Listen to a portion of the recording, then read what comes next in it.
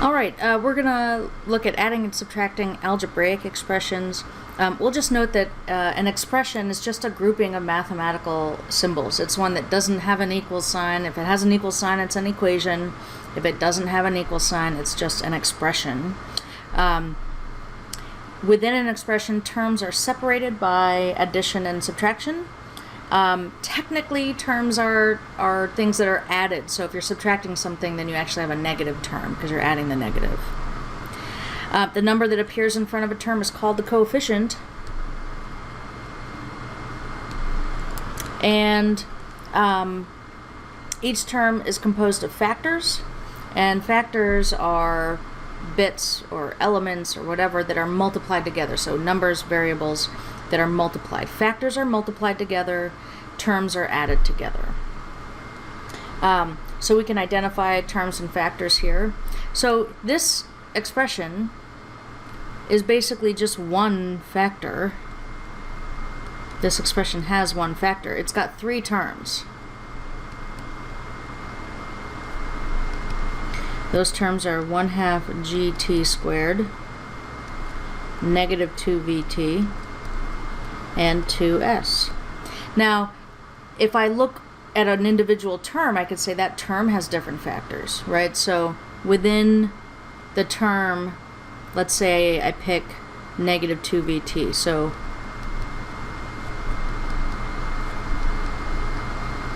within the term negative 2vt are factors negative 2, v, and t. You know, v, if we just sort of pick out v, there's nothing special about v, I'm just kind of isolating one of the factors. If I look at v, I could say that's a factor of this term, negative 2vt, but v is not a factor of the whole expression, you know, that we started with over here, right? So that expression is not the product of two or more things. The whole expression is just one factor. It's made up of different terms. Now down here, in our next example, this expression has two factors. Those factors are 3x plus 2y squared and 2x minus y. It is just one term though, because that's not being added to anything. Now if I look within a factor, let's say I look at the first factor, 3x plus 2y squared.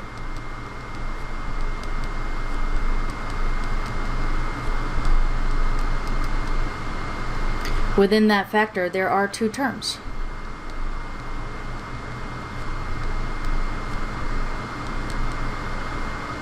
The terms are 3x and 2y squared.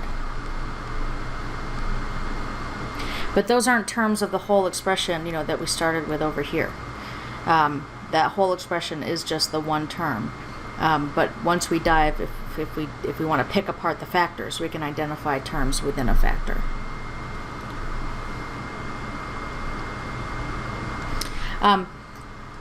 You know, you're probably not going to have any, you know, quizzes or tests that say identify or you know, define, tell me what a term is, or tell me what you know, a factor is, but it's important to know what we mean. You're going to need to know what they mean, right? You're going to need to know what a term is. You're going to need to know what a factor is, because those things will be referred to, and it'll be important to know what they mean, what they're referring to. So also we care what terms are, because we care what like terms are, because like terms can be added and subtracted. They can be combined. And like terms are terms that differ only by the coefficient. So if you look at a couple of terms and the only thing that's different about them is the number in front, then they are like terms. In this next example, part A, 3x squared and negative 5, sorry, let me start over. 3x squared y and negative 5x squared y. So are those like terms or not? I'll give you a second to decide. These are like terms because the only thing that's different about them is the number in front. Everything else is identical. In part B, I've got 2x cubed y squared and 2x squared y cubed. Give you a second to decide what you think about those. These are not like terms.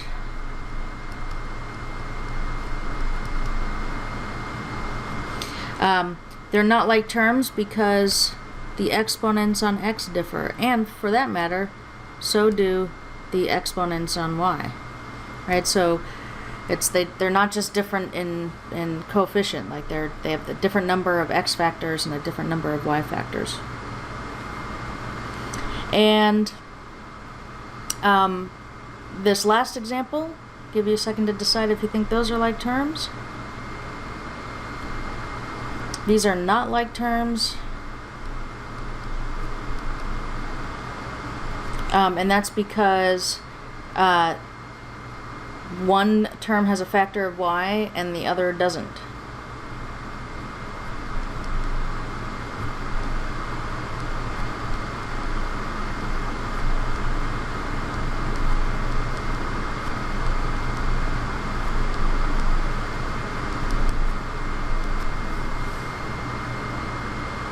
So we care about like terms because like terms can be added and subtracted.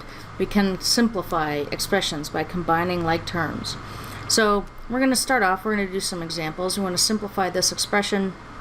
So 4 times 2b plus 81b minus 6ab. So the first thing I'm going to do is just rewrite this first term, 4 times 2b. You can just multiply the two constant factors.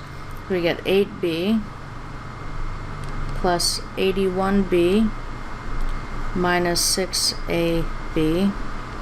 Now we have like terms. Those first two terms in front are like terms, so we get 89b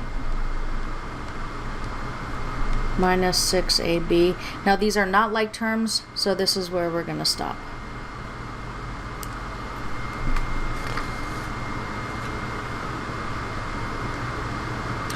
Another theorem that we can use, or law that we can use to help us simplify expressions, is the distributive law, and that basically says that multiplication distributes over addition and subtraction.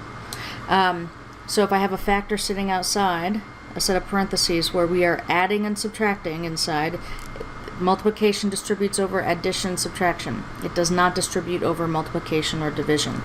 But we can distribute this factor, so we have a times b plus or minus a times c.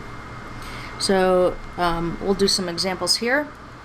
If I want to simplify this, I can distribute this factor of 2.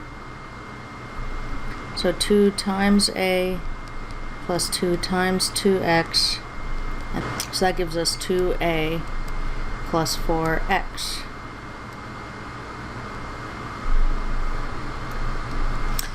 In our next example, we could see that we've got, we'll get an opportunity to be careful with our signs again. I'm going to say that about 2 million more times in this course, so we need to be careful with our signs.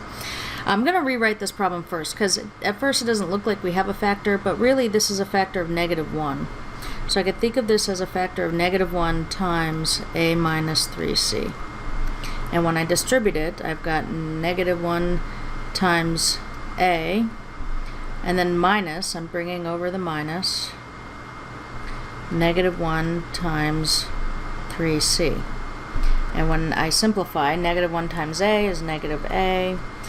-1 times 3c is a -3c, but I'm subtracting it. So really we've got, we're subtracting a negative, and that's a plus 3c. And one thing I want you to observe here, if we look at what we started with, is that if we're distributing just a negative through a set of parentheses, it has the effect of just changing, the sign, flipping the signs of each of the terms inside.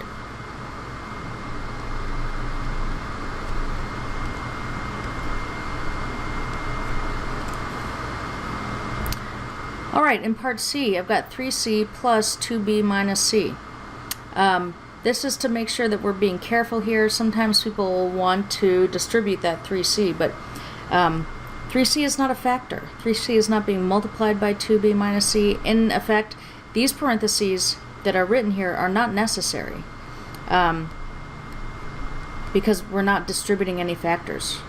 So I'm just going to get rid of those parentheses. Now I've got some like terms here, 3c and then minus 1c. So that gives us 2c plus 2b.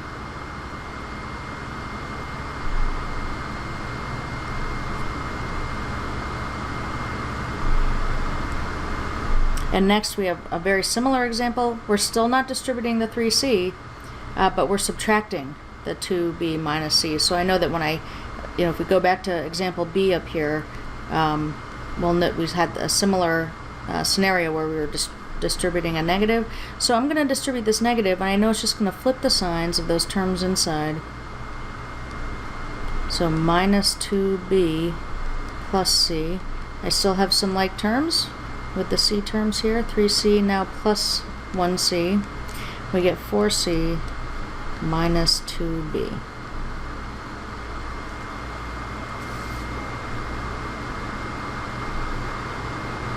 And one more example.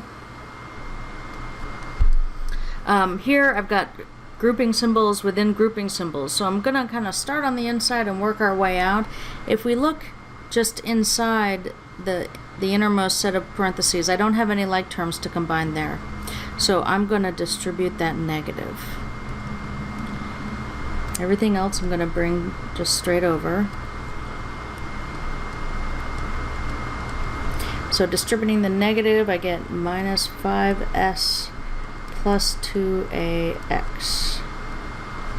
Now I have some like terms in the brackets.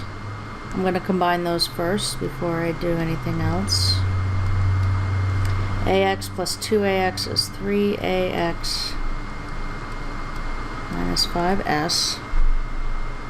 And now I have a negative outside the brackets here, so I'm going to distribute that and flip those signs.